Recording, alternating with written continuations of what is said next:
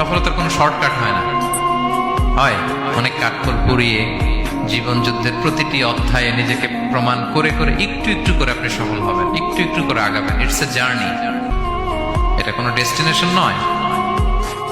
এবং সফল হওয়ার পথ পরিক্রমায় কোনো লিফট নেই, সিঁড়ি বেয়ে উপরে উঠতে হয়। কি বেয়ে? কিন্তু আমরা সফল হতে চাই কিভাবে?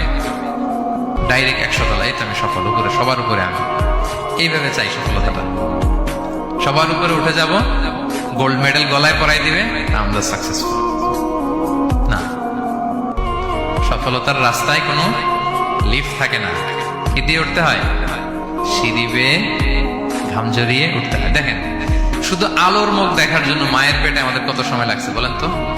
জাস্ট একটু লাইট, হ্যাঁ, 9 মাস 10 মাস সময় লাগছে শুধু একটু আলো দেখবো আমরা। একটু আলোর মুখ দেখার জন্য আমার লাগছে 9 মাস। আর এখানে আমরা শর্টকাট খুঁজি, খালি কি খুঁজি? সফলতার কোনো শর্টকাট নেই। অল্প এফোর্টে যারা সফল হতে চায় এরা কোনোদিন সফল হয় না। ইউসুফ আলাইহিস সালামের জীবনীটা একটু খেয়াল করেন, একটু একটু করে তিনি সামনের দিকে গিয়েছেন এবং সবশেষে ইজিপ্টের ফিনান্স মিনিস্টার হয়েছেন।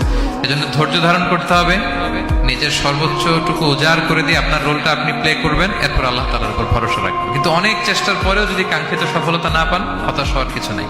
কারণ বিশ্বাসীর সফলতা শুধু দুনিয়াতে না, বিশ্বাসীদের সফলতা আখিরাত পর্যন্ত বিস্তৃত। ওইটা আসল সফলতা। ফামান যুহজিহা আনিন নারি ওয়া উদখিলাল জান্নাতা ফাকাদ ফাজ। যে জাহান্নাম থেকে মুক্তি পেল, জান্নাতের নিশ্চয়তা পেল, সেই সফল।